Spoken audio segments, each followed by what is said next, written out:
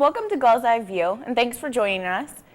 I'm Emily Mazza, and this is Frank Brinkowski. Thank you very much, Emily. Good to see you again. Yes. Well, we got a lot of good stories, according to, lined up for today's show, so. Yeah, it looks exciting. But some's a little different. I haven't quite figured it out yet. That might be because we're missing Ed Acosta. Where is he? True. Probably explains why we got this empty seat right next to me right here. He's just a little bit late, just a little, but he does have a story that he put together for today's show. And I think that if we watch it, it might give us a hint on where he is. So let's check it out. Oh, hey. How you doing? Ed Acosta here. You know, if you're like me, you probably have a hectic class schedule. Don't have the time to come home and cook your own meals. Solution? Fast food. Route 13 is full of fast food restaurants all up and down the strip. So I asked Salisbury University students if they ate there and if they had the same passion for fast food that I do. Alright, favorite fast food restaurant and why you like it so much? I'll say Subway. It's healthy. Yeah, it's a healthy choice. So. I gotta go with Wendy's there. That's gotta be my favorite because I like the double cheeseburger and they always give me cheese sauce with my fries. I like that. My favorite fast food restaurant would have to be McDonald's because you can get a lot of good food for a really cheap price, like the double cheeseburger for only $1. It's really good. My favorite fast food place to eat out would probably be Wendy's. Maybe. I like their fries better than other places. Chicken's usually better. Well, actually, I just came back from lunch at Panera Bread, so I would have to say that my favorite fast food place to eat at is Panera Bread. McDonald's. McDonald's. Yeah. So many choices. Got the dollar menu, everything like that. Especially when you're a college student, need that dollar menu.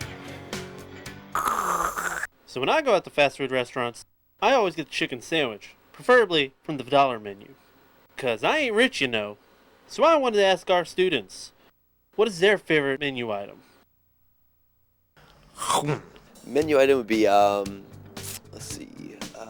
cold cut, and it's a good healthy choice. A lot of protein. Trying to work out, so. Number 6, biggest size with a Frosty, spicy chicken sandwich. Nice. Definitely my favorite menu item. Oh, gotta get that double cheeseburger, that McChicken. Gotta be that. It's gotta be that double cheeseburger, man. It's like, see, McDonald's is cheaper, but I think Wendy's they got me on the taste and everything. I really like their brownies and their chocolate chip cookies, and their bagels, and their sandwiches. The double cheeseburger because it costs 99 cents. You can't fail with that. Now, what's better, the drive-thru or going inside?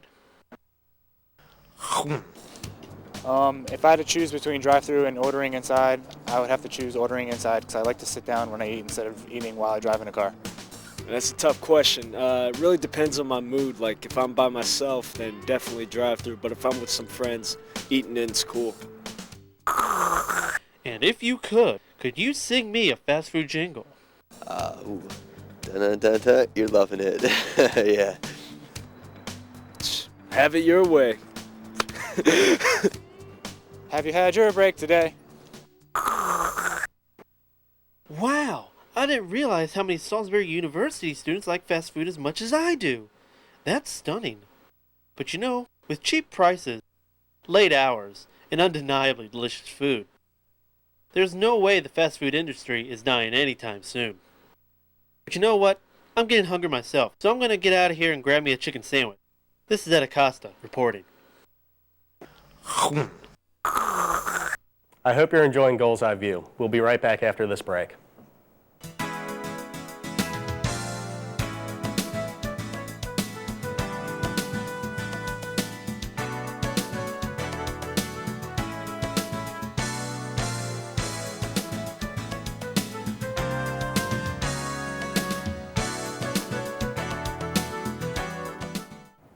Welcome back to Gull's Eye View. Ed, where have you been? What were You you know doing? how hard it is to find parking out there? Oh, I believe you, man. The parking situation's just gotten out of hand since they started that construction of that new building here on campus. Yeah, it really is, but apparently it's going to be beautiful. Yeah, that's what I hear. Well, it just so happens our very own Sarah Dirks did a story about the new building being built. So let's take a look at that right now. One of the biggest projects at Salisbury University this year has been the construction of the Teacher Education and Technology Center. The $54.7 million building is scheduled to be finished by the fall of 2008. While most students are excited about the outcome of the building, those living on campus have to deal with the disruptions that go along with the construction. The noise from the construction is pretty annoying because when I'm trying to sleep in the morning, they're banging around and it wakes me up early in the morning.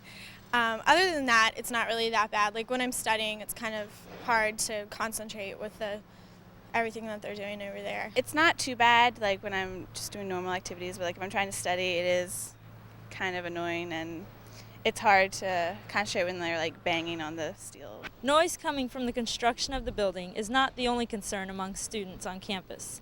As you can see, parking has also been decreased. The St. Martin's parking lot has been cut nearly in half, and students must find other places to park on campus. Well, definitely it's made parking much more difficult. I've had to park in some really unorthodox places. I try to walk to campus when I can, but usually I just don't have the time to walk or the energy to walk, so I pretty much resort to driving, which can be a pain. The three-story, 165,000 square foot technology center will house facilities to serve both the Seidel School of Education and the Fulton School of Liberal Arts.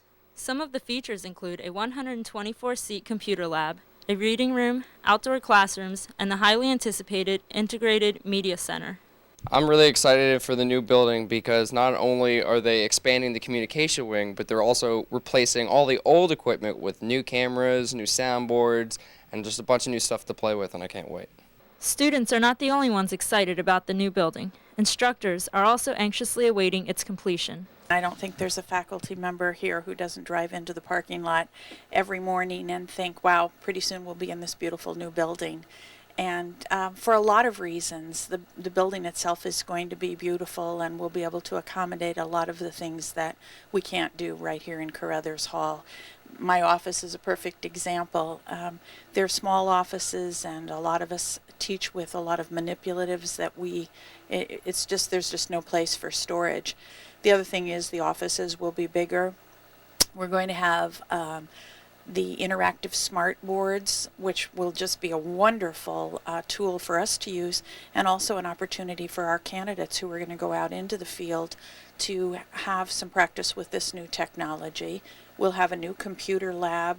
The technology people are going to be housed in the building, and so there'll be, greater connections for us to work there. The offices will have windows. There are a lot of people here who are in interior offices, and this will be really nice for people to, have a little bit of the outside coming in. We're now to the point where we know it's really going to happen, and soon we'll be thinking about where we're going to get our cardboard boxes to move. The new Teacher Education and Technology Center will be located on the corner of College Avenue and Route 13. Hopefully all the hassle of this new building will be worth it in the end. This is Sarah Derricks reporting for Gull's Eye View. Is there something in there? Dude, I think you're... Oh, hey, thanks, Sarah. Well, this new building sounds like it's going to be a great asset to Salisbury University. Definitely. Yeah, it's going to be beautiful. But, you can tell. we still have to deal with the stress and the problems of, the parking situation here at Salisbury, which you actually had firsthand experience with earlier today. Not fun. Boys, there are ways to deal with stress. Like what? Well, you could pick up a hobby, you could exercise, or you could do something like yoga. Now, yoga, is that really stretchy one, you go all over the place? And it's a little more than that. It's a little more involved. And really? It's something that I can't personally explain. It's just too much. But Stephanie did have an interview with two of the instructors of Yoga Club here at Salisbury University. Cool. So I'll let them go ahead and explain. Thanks, guys. I'm here with Chris Egan and Kate Bassett of the Yoga Club. Chris is the advisor of the Yoga Club, and Kate is their instructor. The Yoga Club started about 5 years ago, and they're going to tell us a little bit about yoga and SU's Yoga Club. Thanks for joining me, guys. I'm so excited to have you here. I've always been a really big fan of yoga. Kate, I heard that the Yoga Club is hosting a seminar this semester. Can you tell me a little bit about that? Yeah, the Yoga Club is hosting what's called the Youth Empowerment Seminar this semester, or YES. And what it is, it's a 6-day program, and it's geared toward empowering youth to their fullest potential. Like, you know, how to get over inhibitions and stress, and a lot of things that we do in the course. We do some yoga, meditation, breathing techniques that get rid of stress and give you more energy and help you make better decisions and maintain better relationships, and it's just a really amazing course. So for those of us who are unsure of the exercise, what exactly is yoga? The principle is to balance and bring everything into harmony. So your body, your breath, your thoughts, your emotions. And so the poses, I think, are really metaphors for things going on in your body and in your life. So there's a sense of balance in all of the poses. So your head might be stretching up and your tailbone might be stretching down, or part of your body is pointing to the left and part to the right. And so you bring the mind and breath into focus so you can hold these poses that look deceptively easy but are actually pretty challenging once you try them. And it allows you to be calm and to focus and to really come in tune with your body. I think sometimes we're so used to the stress and all of the distractors of everyday life, we sort of forget what it's like to live in our own bodies. Yeah. And so it's peaceful, but it's strenuous, and it's everything. It's really Great. Can you tell me what goes on during a usual meeting of the yoga club? Sure. Well, I think the main thing that we tend to focus on is that yoga, like Chris said, it's not just doing the poses like turning yourself into a pretzel. It's a lot more than that. There's actually 8 limbs of yoga. There's meditation, breathing, and the stretching, and there's all these other things that come into play. So we incorporate a little bit of every aspect of yourself, and you come out feeling really relaxed and really rejuvenated. Can you tell us when and where the meetings are held? Sure, we meet every Wednesday at 9 o'clock in Mag's gym in the dance studio, and everybody's welcome to come from the community or on campus. Great, okay. So what's an effective exercise that students can do, say if they've been studying all night, they're really tired and they need to re-energize themselves? What can a student do for that? Well, one thing that you can do is you can put your hands over your eyes like this and just take a couple deep breaths, and then relax your hands and open your eyes. And then you can do these eye exercises where you're just looking around the perimeter of your eye and rolling your eyes around. And if you have contact lenses, just be careful when you do this. And then you can reverse directions. And then close your eyes again. And then relax. And you'll notice a big difference in how you'll be able to study, and you'll just feel a little more relaxed and re-energized and able to focus better. Wow, that's really interesting. Chris, can you tell us why yoga is a good exercise for college students specifically? I think the students are under tremendous pressure. Students constantly have to be thinking ahead and balancing all kinds of things in their lives. So this gives them a time to center and calm down and take that time that we all need to focus so that we can perform in these high levels of stress. So we can manage the stress, but we do need time to be introverted and introspective in order to do that. And the way the yoga club works, I think, is especially great because, again, it's this balance between being alone and being with other people. So you're practicing, and part of the time you kind of forget that there are other people doing these poses because you're so focused and concentrating on what you're doing, but then you have the energy of all of these people with good energy and spirituality together, with the same goal. So it's a wonderful combination. Great. Well, that's all the time we have today. It sounds like yoga is a great workout, and it's fun and great for the body. And thanks so much for joining us, you guys. I hope you're all enjoying Gull's Eye View. And you know what? We'll be right back after this break.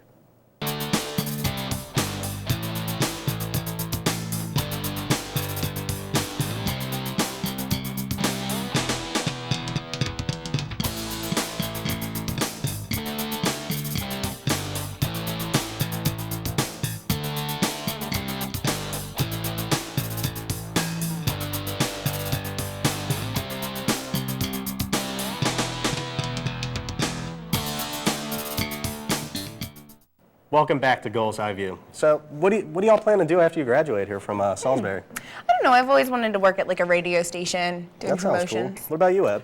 I thought it'd be neat to work at a TV station or do some editing on the side for some side projects. That sounds pretty cool. How about you?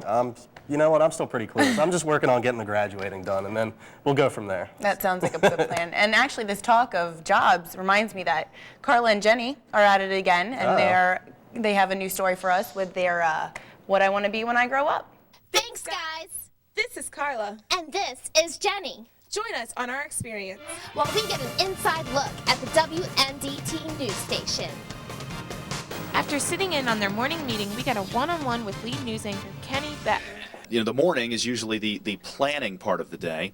For the next, it's about 10:30 right now. For the next hour and a half or so, I'm going to be getting ready for our noon broadcast because we're live in an hour and a half. If you want to work in television, you want to work in broadcasting, you don't necessarily have to be on camera. I think there are a lot of different things that anyone can do. And some people are camera shy. And there are a lot of different things that you can do if you don't want to be the person in front of the camera. You can be behind the camera. You can be a producer. You can be a writer. You can be someone who directs the show, someone who runs teleprompter, someone who runs a camera. There are a lot of different careers that people can go into within this field. A lot of times people think, oh, if I work in television, I work in broadcasting, I have to be on the air. We have just as many people who work behind the scenes and are critical in making us go on the air every day. If we didn't have the behind-the-scenes people, the on-camera people couldn't do it all. So we depend on the people that you don't see every night just as much as they depend on us to deliver the news. So I think it's a diverse field. You get no 2 days are alike, and that's one of the things I really like about it. You know, one day you're covering a murder trial, the next day you're covering a fire, the next day you're covering the release of the new Harry Potter book. You never really know what you're going to get. You get to meet a lot of interesting people. You get to meet some fairly famous and important people, and that's one of the things that initially attracted me to the business. I'm feeling like this may be our calling. But maybe we should just think about it for now and go back to the station. Back to y'all. Thanks, Carla and Jenny, for another rousing edition of When I Grow Up. So, Emily, when you're walking around campus, do guys ever have some interesting pickup lines for you? I've heard a few. Some are good, and then you get those really corny ones. Well, what's one of those corny ones that you've heard? The worst one, probably. Here, I have to. Oh yeah, it's true. You were made in heaven. Oh, that's good. That's bad. That's bad. I'm so going to use that later. Yeah, you know. You should. Well, maybe Josh and Califane can fill us in with some better pickup lines. How you doing? What up, Ma? If I could rearrange the alphabet, I would put you and I together. Are you from Tennessee? 'Cause you're the only 10 I see. Are you familiar with these phrases? Do you use these on any given weekend? If you do, you're either game deficient or hanging around the wrong people. This is an ongoing problem in our society. I'm here at Salisbury University to pick up the truth on these pickup lines. Let's ask fellow Salisbury students what they think. Worst pickup line. The worst pickup line I've heard is, "Did it hurt when you fell down from heaven?" The worst pickup line I ever heard was, "I lost my number, can I have yours?" One night when I was out, some guy came up to me. He's like, "Baby, you're hot. You must be the reason for global warming." The cheesiest pickup line I ever heard was I was at a party. Someone grabbed a magazine and brought it over to me and said, "Is this you on the cover? God, you're so hot." Are you from Tennessee? Because you're the only 10 I see. So. If you were a burger, you must be McGorgeous. Oh, wait a minute. This doesn't just happen to girls? Let's find out what's going on. So you're give me some of your girl, bro. If you were a burger, you must be McGorgeous. I just got that on an email one time. I thought it was pretty stupid. I've actually had that same one, the heaven thing, used on me by drunk girls. Girl walked up to me. She called me Chocolate Bear. Any interesting stories? I've seen like some of my drunk friends try them. It's really funny just to watch them. I don't ever use pickup lines. What's one of your drunk friends? I've seen him use the burger one. Well, the one my buddies always use, he says, there's over 202 bones in the human body. Would you like to make it 203? I was with my friends at the mall, chilling like usual, and random guy, who wasn't cute by the way, came up to me, was like, "Hey yo, can I holler at you for a second?" I said no, but he proceeded to say, "Girl, you so fine, I would want to put you and I together," and that whole alphabet line thing. It really didn't work. On top of that, he had bad breath. So you're going to have pickup lines, they're corny. You at least need to be cute and have good breath. You might just have a chance, just to let you know. Well, my roommate, the way he asked out his girlfriend was they were in his room chilling. He just went, "You trying to date or what?" That was kind of bad. Somewhat. He used it after we went out, and he's like, yeah, I was going to use this line on you. We're trying to figure out which best pickup lines to use. He told me that one, and I'm like, no. Didn't work. No. But I was already going out with him, so it doesn't count. We've heard some good lines, we've heard some bad lines. But how do we really know if a line works? Let's put it to the test. Excuse me, ma'am? Yes. Yes. Your pants must be made out of glass because I see me in them. Excuse me?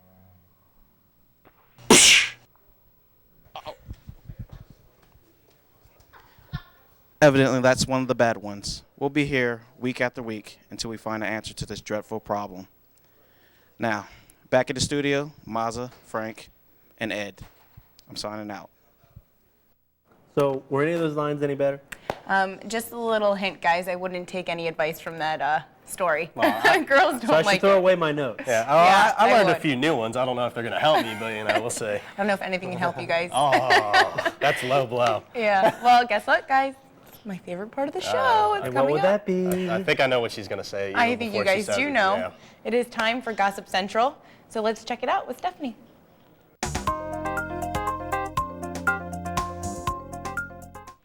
Hey everyone, and welcome to Gossip Central, your weekly update on the stars of Hollywood. So let's get down to business. Brad Pitt and Angelina Jolie are adding another addition to their growing family. The globe-trotting couple announced recently that they are planning to adopt another child, this time from the country of Vietnam. Angelina filed papers at the beginning of this month to begin the lengthy process of adoption. The couple already have 3 children, 5-year-old son Maddox, adopted from Cambodia, 2-year-old Sahara, adopted from Ethiopia, and another daughter, Shiloh, who was born to the couple in May. And with another child on the way, Brad and Angelina will be quite busy parents. In other baby news, rumors are swirling everywhere that pop singer Christina Aguilera is expecting. Apparently, she recently announced in a drugstore that she took a pregnancy test and it turned out positive. However, her reps are completely denying these statements were made. So we'll just have to wait and see if this rumor gets confirmed. And moving on to everyone's favorite TV show, craziness went down on American Idol this week. I just love this show. If you missed it, here's a quick update on who America voted off. On the guys' side, there was definitely some surprises. The adorable Jared Cotter was voted off, and the judges believed even though he had a decent voice, he just wasn't original enough. And when it came down to Sundance Head versus Sanjaya Malaikar, Sundance was the one sent home. Even the judges said America got that vote wrong. And for the girls, it was time to say goodbye to Antonella Barba. Many believe she was voted off because of the racy photos of her that have been circulating throughout the internet. But the biggest shocker of the night was definitely Sabrina Sloan getting the boot. She was definitely a favorite of the judges, but apparently not for the rest of America. So I know most of you are wondering what there is to do in Salisbury. Well, if you're looking for a good time, I suggest you go out and see the new movie 300. This past weekend it blew up at the box office, ranking in more than $70 million. 300 is adapted from Frank Miller's graphic novel, which stars Gerard Butler as king of the Greek city-state of Sparta, who leads his outnumbered men against the Persian invaders. Directed by Zack Snyder, 300 presents the actors against digitally created backgrounds to recreate the look of Miller's graphic novel. This is the same technique similar to used on the movie Sin City. 300 is a little heavy on the violence, so I would suggest that it's not a family movie. However, even with an R rating, 300 round up with the 3rd best debut ever for an R-rated movie. I would definitely check out this new movie. Now, here's the new Video Minute. Dude, welcome to our totally cool show, Movie in 30 Seconds. This is my boy Munchie. Hello. Greetings. How you doing today? I'm pretty good, and I am Doug the First. Munchie, why do we do these movies in 30 seconds, man? What's going on? Well, Doug, best way to explain these type of movies to a guy is to show the brutal, honest truth about these movies. And that boils down to about 30 seconds plot. First movie is Titanic, Oh. directed by James Cameron. What did you think of the movie? They do a movie and everyone knows the ending. The Titanic sank.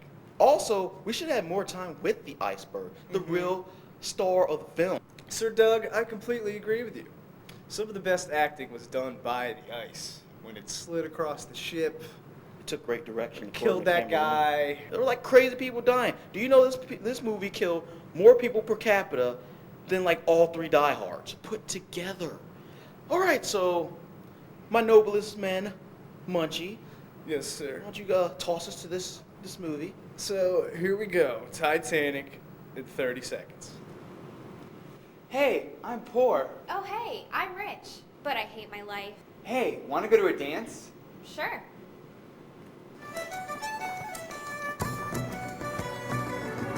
Jack, stop! Okay.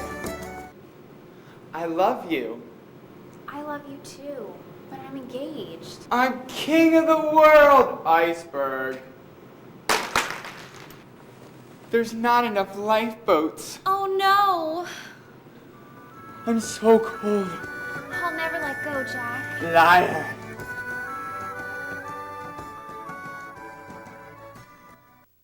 Wow. That pretty much summed it up for me, Doug. And I think you know what we have to do now? Yes, we do. We've got to go down to Blockbuster and fast forward to all the best parts. See you next time in 30 Seconds of Movie.